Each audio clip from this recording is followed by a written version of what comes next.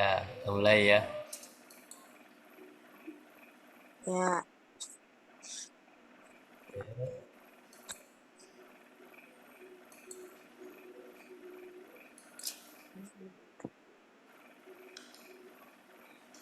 Assalamualaikum warahmatullahi wabarakatuh. Innal oh, hamdalillah nahmaduhu wa nasta'inuhu wa nastaghfiruh wa na'udzu billahi min sururi anfusina wa min sayyiati a'malina. May yahdihillahu fala mudhillalah wa may yudlil fala hadiyalah. Asyhadu an la ilaha illallah wahdahu la syarikalah wa asyhadu anna Muhammadan abduhu wa rasuluh. Qala ta'ala fi Qur'anil Karim. A'udzu billahi minasyaitonir rajim. Bismillahirrahmanirrahim. Ya ayyuhallazina amanu taqullaha wa tanzur nafsun ma qaddamat ligat wa taqullaha innallaha khabirun bima ta'malun. Sadaqallahu azim. Syukur alhamdulillah kita aturkan kehadirat Allah Subhanahu wa taala. Pagi hari ini kita tetap melaksanakan kegiatan kajian kita yang sesuai dengan apa yang disampaikan oleh Allah dalam Al-Quran tadi. Hai orang-orang yang beriman, hendaklah kamu memperhatikan apa yang telah engkau perbuat untuk persiapan hari esok. Dan sesungguhnya Allah mengetahui apa yang kamu lakukan. Kaitan dengan ayat itu, bahwa kita manusia wajib untuk mengikuti, memperhatikan apa yang telah kita lakukan dan bagaimana perlakuan kita terhadap syariat yang diturunkan oleh Allah sebagai agama Islam itu. Apakah kita sudah benar-benar melakukan sesuai dengan keinginan Allah apa tidak. Jadi oleh sebab itu kita tidak hanya sekedar ikut-ikutan, tapi kita harus benar-benar tahu persis bahwa kita itu melakukan sesuatu itu sudah sesuai dengan apa yang kaidah-kaidah yang ada di dalam Al-Quran. Kalau tidak sesuai, berarti kita sudah keluar dari frame Islam itu sendiri.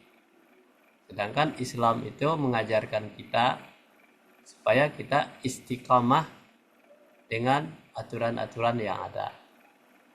Nah, seperti di dalam lingkaran ini adalah rukun Islam, agama, ridha Allah. Nah, kalau Islam yang definisikan sempit itu hanya sebatas ritual syariat, rukun Islam, kemudian bukan tatanan kehidupan manusia. Jadi ritual rukun Islam ditafsirkan sebagai agama Allah. Nah, jadi kebanyakan manusia itu melakukan Islam yang ditafsirkan sempit. Kita yang penting melakukan rukun Islam, salat, puasa, zakat, kemudian naik haji, sudah cukup itu aja. Kalau sesuai dengan rukunnya, bagaimana kalau misalnya orang itu tidak punya kemampuan untuk segala-galanya, salat hanya bisa, berzakat tidak bisa, ya kan?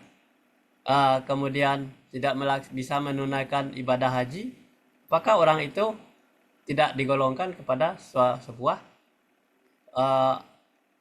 tidak memenuhi syarat untuk menjadi rukun Islam. Nah, jadi rukun Islam itu kan salat wajib dilakukan, salat ya 5 kali sehari semalam. Nah, kemudian puasa bisa melakukannya.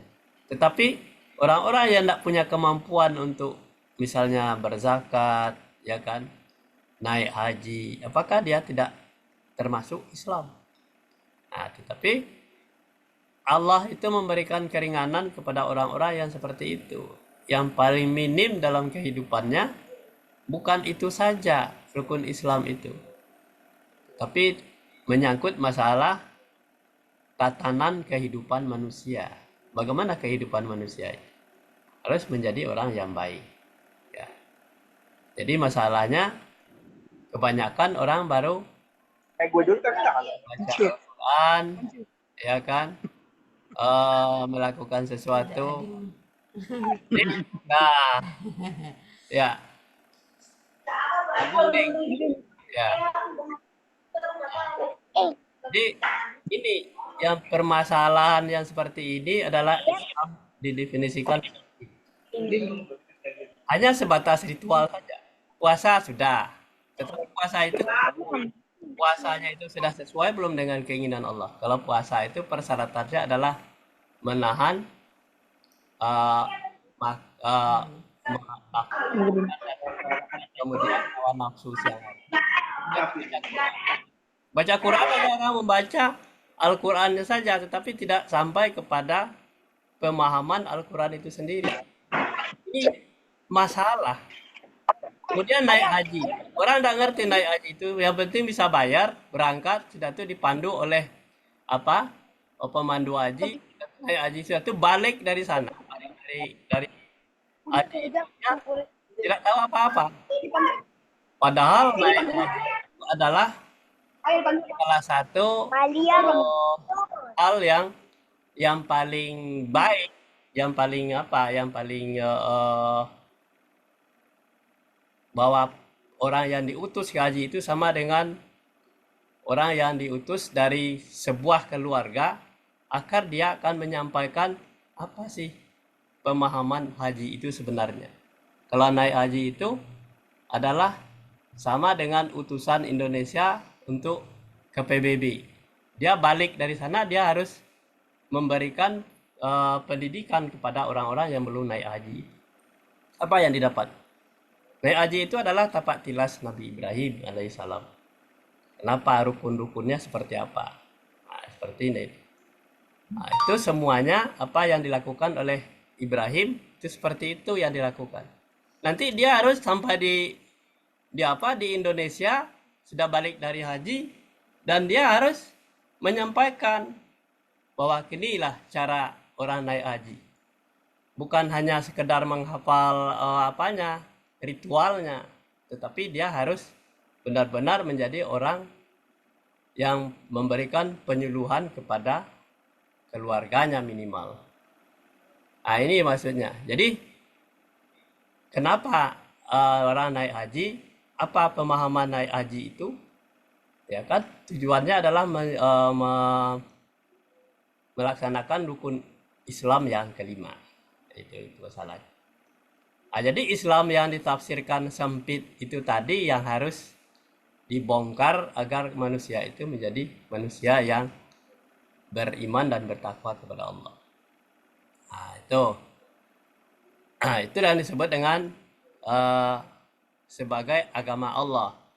Kalau agama Allah itu ditafsirkan dalam tatanan kehidupan manusia. Nah, kemudian kita lihat lagi definisi orang kafir, ya kan? Paradigma Islam dan yang sempit itu seperti orang kafir ingkar. Kafir itu kalau orang kafir kan dia suka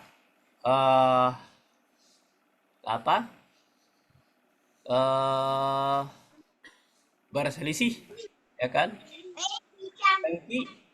Benci, ya kan? Suka bermusuhan, suka merusak dan tidak berakal, tidak menggunakan akalnya, tidak melaksanakan Al-Quran, kemudian menyalahkan kitab suci, para nabi, ya itu berbuat keji dan mungkar. Ini kalau ada pola yang seperti ini di lingkaran ini, ya kan, kafir dan ingkar itu terhadap ayat-ayat Allah, ini semuanya adalah orang-orang yang keluar dari frame yang Islam. Kalau orang Islam melakukan suka berselisih, suka dengki, suka benci, suka bermusuhan, suka merusak, kemudian Tadi udah dapat tidak depan menggunakan rumah malah akal, lari. tidak melaksanakan ayat-ayat Al-Quran, menyalahkan kitab suci para nabi, dan berbuat keji dan mungkar. Iya. Ada di dalam diri Nonton. umat Islam yang seperti ini, ya, Orang juga orang bunda. yang kafir. Nah, jangan sampai kita uh, memperhatikan Punya mati mikir. bahwa kita Islam, tetapi pola yang seperti ini dibawa dalam kehidupan sehari-hari. Ini yang disebut dengan tatanan kehidupan manusia. Manusia yang seperti ini adalah manusia yang golongan yang kafir. Nah, ini jangan sampai ada di dalam diri manusia pola-pola yang seperti ini. Dia sholat juga, puasa juga, tetapi berselisih juga, dengki juga, benci juga, kemudian bermusuhan juga, merusak juga, kemudian tidak menggunakan akal, tidak mempelajari ayat Allah, dan menyalahkan kitab suci para nabi, dan berbuat keji. Ini adalah golongan manusia Islam yang tidak diredai oleh Allah. Nah, kita lanjut ya. Nah, coba dibaca tuh. Mana Ading? Ding. Ading. Tadi Ading ada tuh. Lah, kabur ya. Ading. Enggak. Coba baca. Anan, baca Anan. Handle. Kok A sih?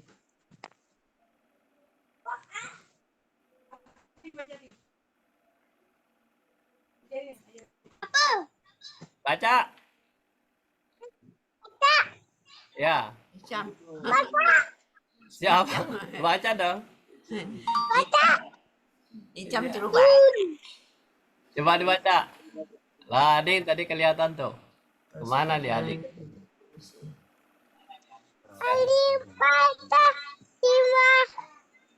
Lah, Alif bata. Jalanin juga Musya. lah. Apa? Ya udah baca.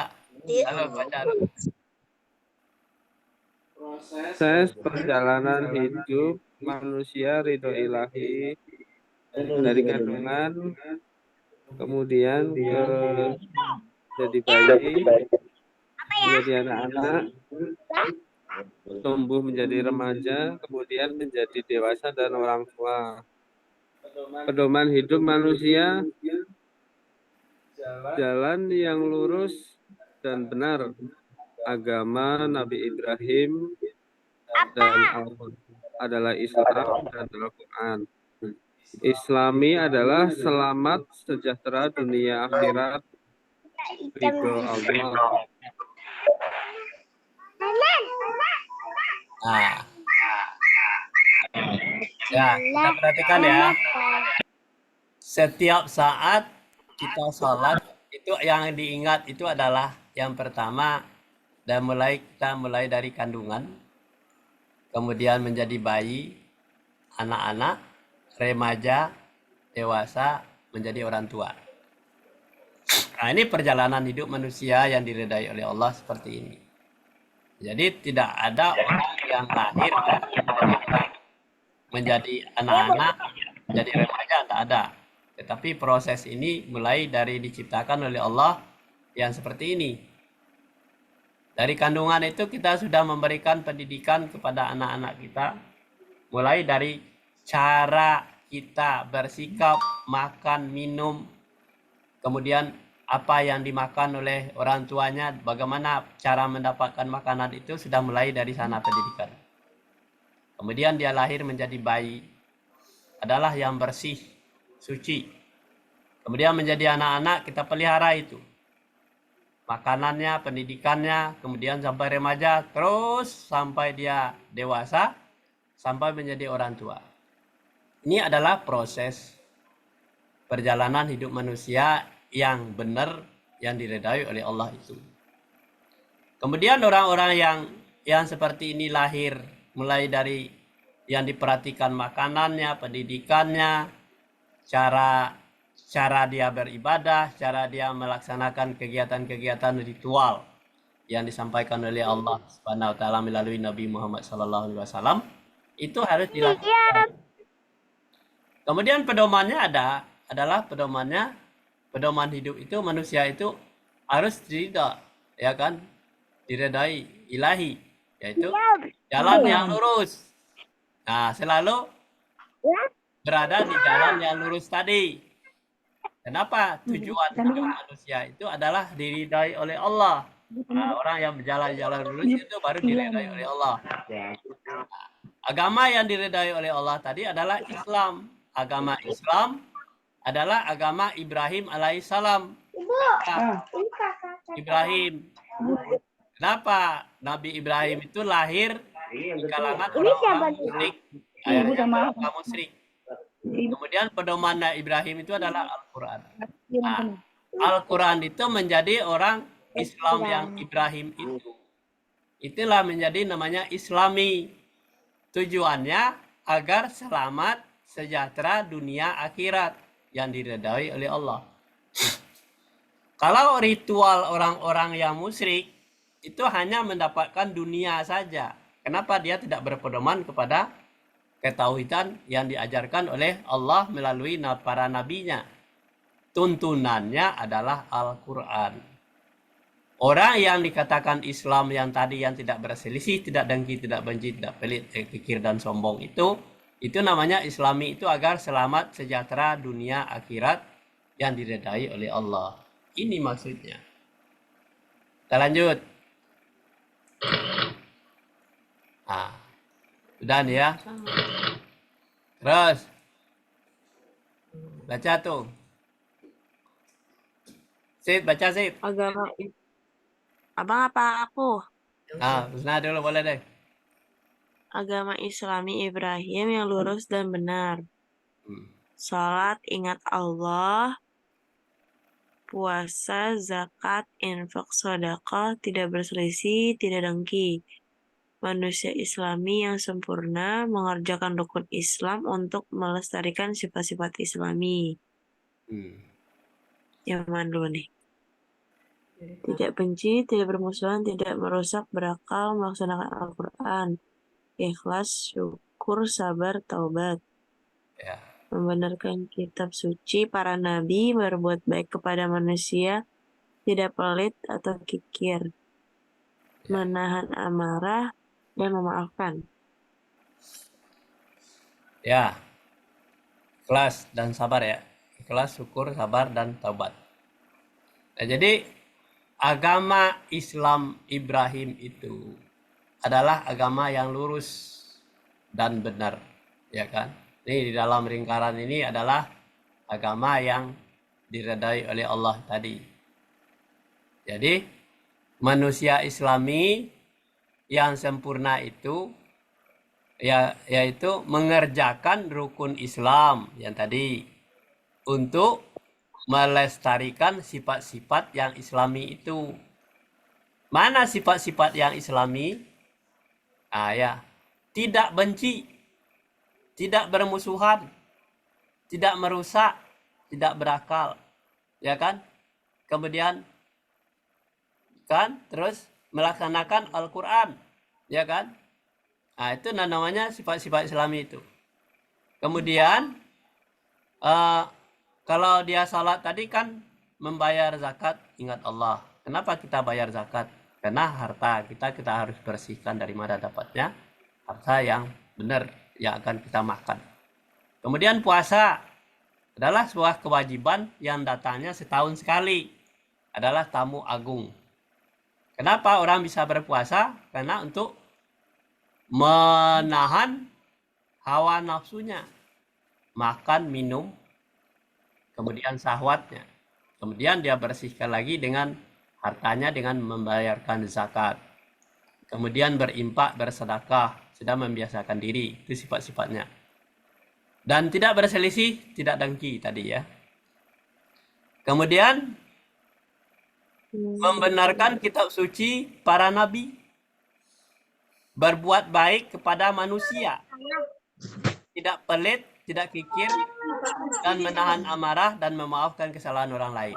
Dengan ikhlas, bersyukur, sabar, dan bertaubat atas segala kesalahan.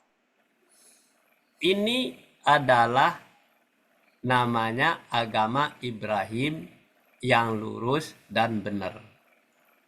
Nah, jadi kalau kita melihat ini, lingkaran yang seperti ini adalah sifat-sifat manusia yang beriman dan bertakwa kepada Allah.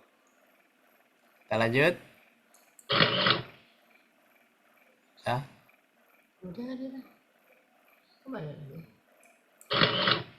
Nah, lihat perhatikan ya. Baca tuh. Sid, baca Sid. Mana? Loh, Ya. ini apa? Diturunkannya ayat-ayat Allah. Ya. Ayat Allah itu penjelasannya dari surat Al-Isra ya. Al-Isra Al-Furqan ayat 17 ayat 106. Toha ya. Pertama dari Nabi Adam itu diturunkan kitab bernama Suhuf. Suhuf Nabi Adam. Fase selanjutnya fase Nabi Ibrahim masih Suhuf. Kita fase Nabi Daud sampai Musa. Daud itu Zabur. Selanjutnya fase Nabi Musa itu Taurat. Fase Nabi Isa itu Injil. Selanjutnya Nabi Muhammad Al-Quran. Penjelasan selanjutnya di surat Al-Ma'idah dan Yunus. Ngapain tuh berdua? Ya. Ini sama abangnya berantem. Fokus ini, Jadi- berebutan foto. Yo. Jadi diperhatikan rentetan yang diturunkannya ayat-ayat Allah yang kita tadi yang orang Islam itu mempelajari ayat-ayat Allah itu dia harus paham benar. Kalau Al-Quran itu semuanya kuncinya adalah yang terakhir itu adalah Al-Quran. Jadi semuanya itu Al-Quran. Suhuf itu namanya di zamannya Nabi Adam. Ya kan? Nabi Ibrahim juga sama. Namanya Suhuf. Kemudian yang di Nabi Daud sudah berubah namanya menjadi Zabur. Ya kan? Di Nabi Musa menjadi Taurat. Isa Injil. Ya kan? Ke Nabi Muhammad menjadi Al-Quran. Jadi semua yang ada di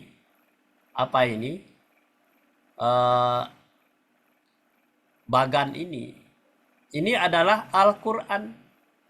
Tidak ada perubahannya. Nah, inilah ayat-ayat Allah itu semuanya ada di dalam Al-Quran. Jadi kalau kita perhatikan itu suhuf itu siapa? Siapa yang punya suhuf? Yaitu suhufnya Adam dan Ibrahim masih suhuf.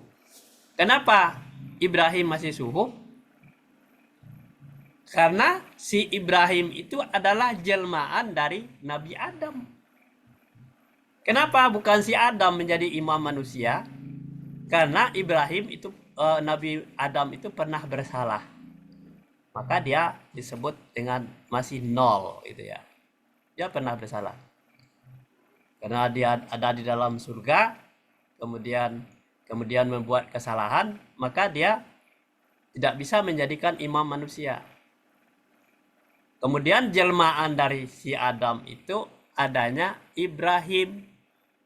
Nah, ketika Nabi Adam itu sudah lahir ke bumi, itu sebenarnya ketika Nabi Adam masih hidup, iblis itu tidak berkutik apa-apa, takut pada Nabi Adam. Nah, setelah lahir ke bumi, setelah masanya Adam itu jauh sekali sesudahnya dengan lahirnya Ibrahim ini, nah, namanya Ibrahim menggantikan kedudukan Nabi Adam alaihissalam, itu namanya masih suhuf. Nah, si Ibrahim ini adalah orang yang mewarisi yang diturunkan dari Nabi Adam kepada Ibrahim. Kemudian Ibrahim wafat, kemudian bertahun-tahun lagi, lanjutnya Daud, namanya Zabur. Kemudian Nabi Musa, Taurat. Nabi Musa itu sudah bersaing dengan Fir'aun. Kemudian Nabi Isa, Injil. Ini yang perlu kita perhatikan. Nah, ini Al-Quran ini harus dipelajari dan dipahami oleh setiap umat Islam. Nah, waktu Nabi, ya kan? Kita lanjut. Tolong dibaca lagi. Baca tuh. Sena baca. Mana? Oh, tahapan kualitas ketauhidan yang Islami. Tahap pertama. Mana tahap pertama? Islam. Tahap pertama Islam. Islami, ma'rifat, hakikat, tarekat, syariat. Kamar mandi.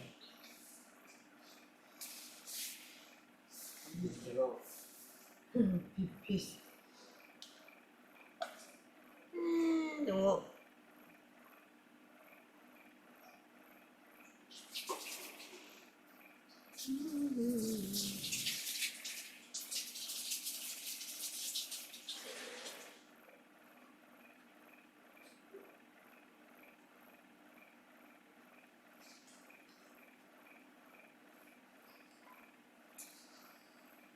Ya. Tahap kualitas tauhid dan yang Islami, ya kan? Ya. Kita perhatikan. Tahap Islami itu seperti kita lihat di piramida ini. Tahap nolnya itu adalah syariat. Kenapa harus dikatakan syariat? Yang pertama itu orang baru mengerti masalah Islam itu rukun Islam. Itu disyariatkan. Puasa, ya kan? Naik haji, itu rukun Islam semuanya syariat. Tahap kedua adalah tarekat. Kenapa orang itu harus puasa? Mengapa orang itu sholat?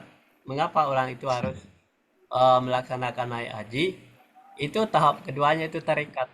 Karena jalan yang disebutkan oleh jalan Allah adalah adanya di dalam Al-Quran. Dan tahap yang kedua itu, ya, tahap yang ketiga adalah tahap hakikat. Jadi hakikat, ya kan, syariat, tarekat, hakikat. Kenapa hakikat hidup manusia itu? Kemudian tahap yang berikutnya adalah tahap makrifat. Jadi syariat, persyaratan orang masuk Islam adalah membaca 2 kalimat syahadat. Itu syariatnya. Asyhadu an la ilaha illallah wa asyhadu anna Muhammadar Rasulullah. Saudara tiri apa kandung? Ini namanya tahap awal, ya kan? Belum tahu apa-apa, baru baca syahadat aja. Kemudian di tahap 1 itu sudah tarekat. Mengapa kita membaca asyhadu an la ilaha illallah wa asyhadu anna Muhammadar Rasulullah? Tarikatnya adalah agar aku bersaksi bahwa tiada Tuhan yang disembah selain dari Allah. Itu namanya tarikat, ya. Kemudian bersaksi bahwa Muhammad itu adalah Rasulullah. Itu harus diakui secara dalam bagi umat Islam. Jadi kalau orang tidak menyembah Allah, tidak percaya kepada Nabi Muhammad Rasulullah, ini artinya adalah tarikatnya tidak ada, jalannya tidak ada. Hakikatnya adalah agar manusia itu beriman dan bertakwa. Agar manusia beriman dan bertakwa. Yang ketiga, tahap ketiga. Ma'rifatnya sudah beriman dan bertakwa. Kemudian ma'rifatnya, kalau dia sudah beriman dan bertakwa, berarti orang itu sudah paham apa yang dilakukan dalam kehidupan beragama itu. Al-Quran dibacakan orang, dia tahu. Tahu dia, ini salah, ini benar. Nah, ini namanya ma'rifat. Nah, jadi Kamu kalau nggak muncullah ini lah kuliah. yang tahap yang berikutnya ada banyak Islami. Jadi sifat-sifat Islami yang tadi, ya kan? Islami itu tidak bermusuhan, tidak merusak, tidak dengki, tidak benci, Punya komen nggak? tidak kecil, tidak sombong. Itu namanya sifat Hah? Islam. Tapi sifat Islami itu harus ditanamkan di dalam diri manusia itu mulai dari syariat, tarikat, hakikat, makrifat, baru namanya muncullah warna. Ibunya kan pejabat banget. Ibunya pejabat banget. Jadi orang tidak tahu tahap-tahap ini. Ya Islamnya hanya sepotong-sepotong saja. Islam ya Islam aja. Islam itu seperti apa? Mulai dari sini, dari syahadatnya itu. Kenapa orang mengucapkan asyhadu an la ilaha illallah wa asyhadu anna muhammadar rasulullah? Karena ketika Nabi diutus, ya mulai Nabi Ibrahim alaihissalam itu diutus, bahwa manusia pada saat itu adalah manusia yang sedang menyembah yang lain selain daripada Allah, yaitu menyembah berhala, menyembah patung, menyembah apa-apa yang terjadi di alam ini yang disebut dengan sakral segalanya itu, yang orang pintar menyembah dukun. Ini pekerjaan orang ketika itu. Makanya muncullah namanya syariatnya asyhadu alla ilaha illallah wa asyhadu anna muhammadar rasulullah, mengalihkan cara ibadah orang itu kepada ibadah kepada Allah yang nyembah, bukan menyembah ciptaan Allah, bukan menyembah alam, bukan menyembah orang-orang pintar, tapi adalah menyembah Allah. Ini yang namanya syariat. Jadi kalau orang mengucapkan asyhadu an la ilaha illallah wa asyhadu anna muhammadar rasulullah, kenapa? Karena orang-orang lain, masyarakat yang didapati oleh Nabi itu adalah masyarakat yang amburadul. Dia menyembah Allah, dia menyembah patung dan bukan menyembah Allah. Nah, itu yang disebut dengan kemusyrikan. Ada yang menyembah berhala, ada yang menyembah kuburan, ada yang menyembah orang pintar, menyembah orang hebat. Jadi yang seperti ini ditanamkan, sembahlah Allah, ya kan? Kemudian percayalah kepada Nabi, asyhadu an la ilaha illallah, asyhadu anna muhammadar rasulullah, bersaksi bahwa Muhammad itu adalah utusan Allah. Muhammad itu adalah penjelmaan dari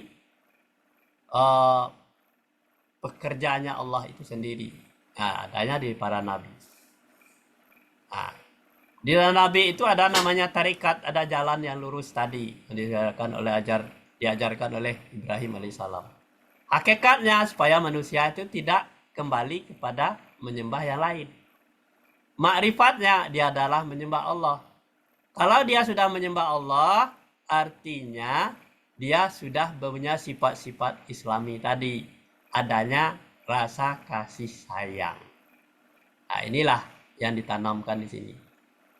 Jadi menyembah Allah itu adalah Bismillahirrahmanirrahim, dengan nama Allah yang pengasih lagi penyayang. Itu yang sifat Islami itu. Jadi kalau orang sudah mengucapkan Bismillahirrahmanirrahim, artinya dia sudah tidak ada di dalam dirinya berprasangka buruk. Tidak ada kedengkian, tidak ada benci, pelit, kikir, dan sombong, dan tidak membangga-banggakan diri. Tetapi dia hanya menyembah Allah karena Allah lah dia menjadi manusia yang kasih sayang. Ya, sampai di sini dulu kajian kita pagi hari ini. Semoga bisa menjadi budaya kita, gaya hidup kita seperti apa yang diterangkan oleh yang beriman dan bertakwa kepada Allah, sehingga akhir puasa kita ini menjadi meraih kemenangan menjadi orang yang bertakwa. Wabillahi taufik wal hidayah. Assalamualaikum warahmatullahi wabarakatuh.